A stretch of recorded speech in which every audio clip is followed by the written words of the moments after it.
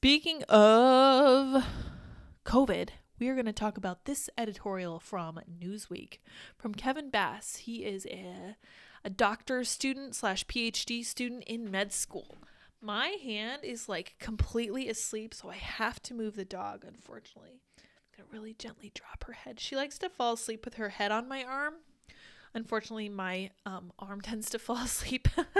And I'm completely losing feeling in the last 3 fingers on my hand, so I got to move it.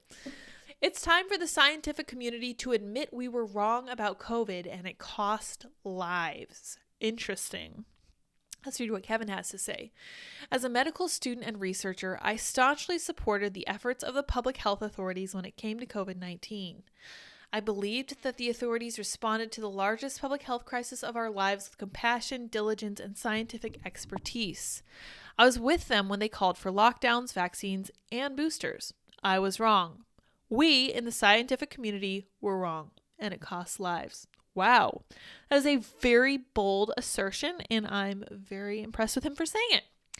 I can see now that the scientific community, from the CDC to the WHO to the FDA and their representatives, repeatedly overstated the evidence and misled the public about its own views and policies, including on natural versus artificial immunity, school closures and disease transmission, aerosol spread, mask mandates, and vaccine efficacy and safety, especially among the young. All of these were scientific mistakes at the time, not in hindsight.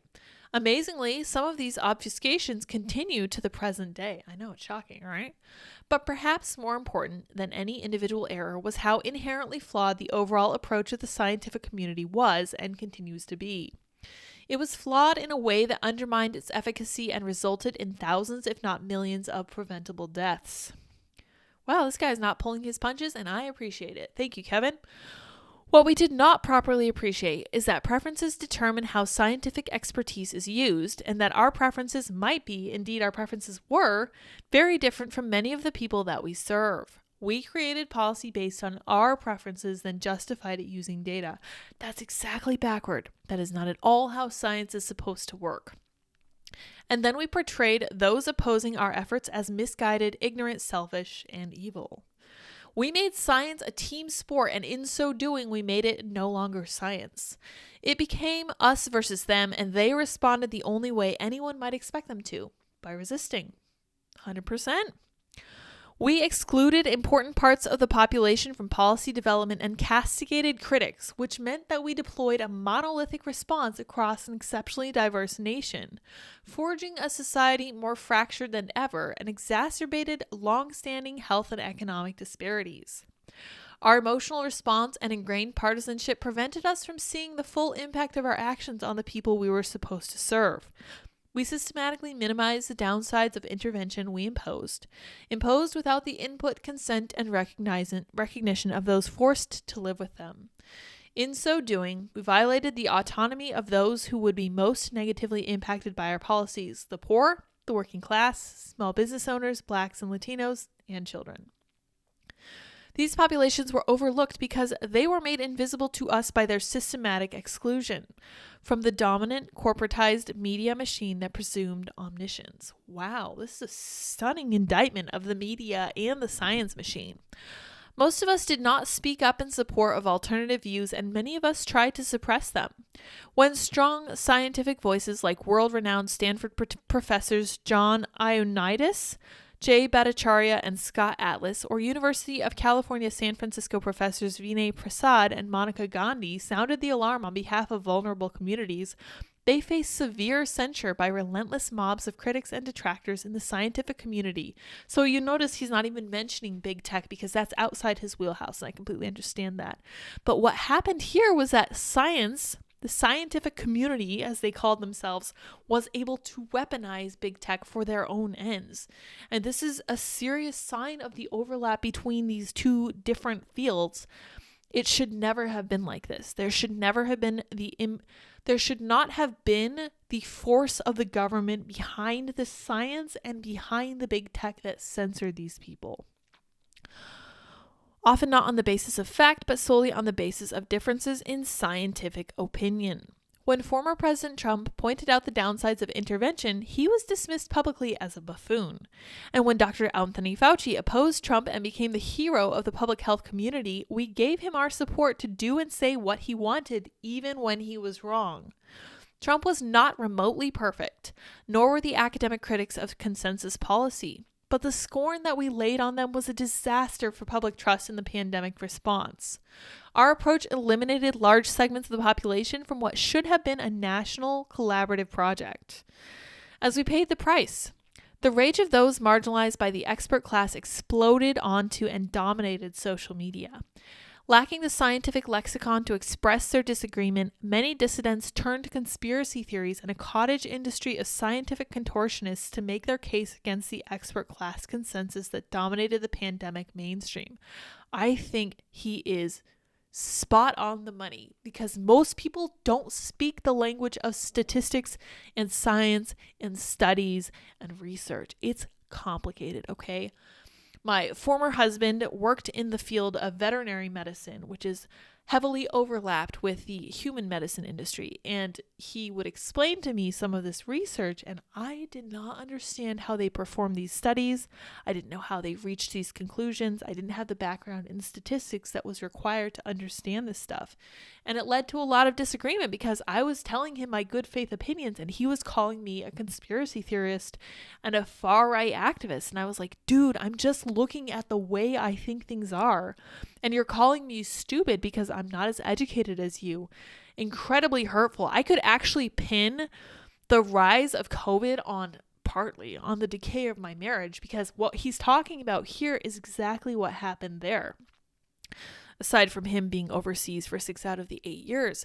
But it was like, it's just this utter contempt for people who are not as smart as the elites. This is something Thomas Sowell talks about too.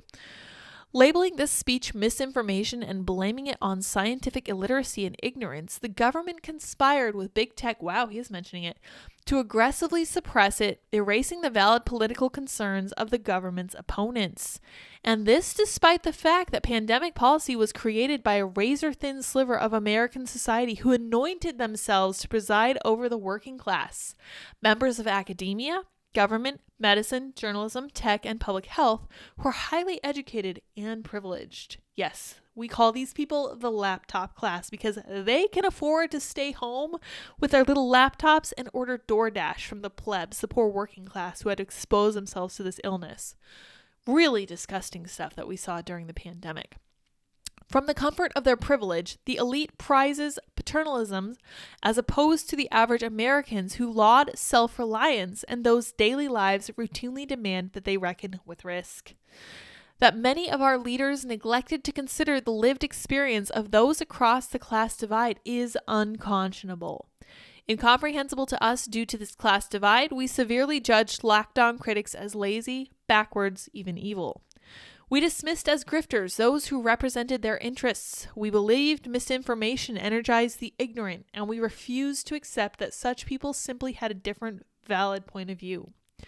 This is part of the problem with a lot of the political conversation that still goes on to this day, and it has a lot to do with the divide between left and right in America. We refuse to believe that the other side is arguing in good faith. And you can't have a truly good conversation unless you assume you have to go into it with the assumption that the person on the other side hopes for the best. They really do want the best for people. They want the best for their own family. They're trying to do the right thing for the country, even if they are totally wrong with how they're going about doing it. We crafted policy for people without consulting them. If our public health officials had led with less hubris, the course of the pandemic in the United States might have had a very different outcome with far fewer lost lives. Instead, we have witnessed a massive and ongoing loss of life in America due to distrust of vaccines and the healthcare system, a massive concentration in wealth by already wealthy elites, yes, a rise in suicide and gun violence, especially among the poor, yes, a near doubling of the rate of depression and anxiety disorders, especially among the young, yes, most unconscionable. A catastrophic loss of educational attainment among already disadvantaged children, and among those most vulnerable, a massive loss of trust in healthcare, science, scientific authorities, and political leaders more broadly.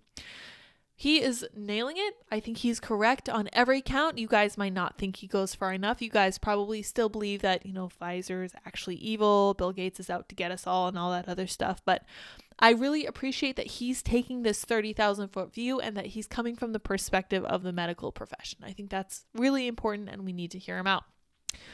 My motivation for writing this is simple. It is clear to me that for public trust to be restored in science, scientists should be publicly discussing what went right and what went wrong during the pandemic and where we could have done better. It is okay to be wrong and admit where one was wrong and what one learned. That's a central part of the way science works. Great point. Yet I fear many are too entrenched in groupthink and too afraid to publicly take responsibility to do this. Solving these problems in the long term requires a greater commitment to pluralism and tolerance in our institutions, including the inclusion of critical, if unpopular, voices. Intellectual elitism, credentialism, and classism must end. Restoring trust in public health and our democracy depends on it. Kevin Bass is an MD/PhD student at a medical school in Texas. He is in his 7th year. The views expressed in this article are the writer's own.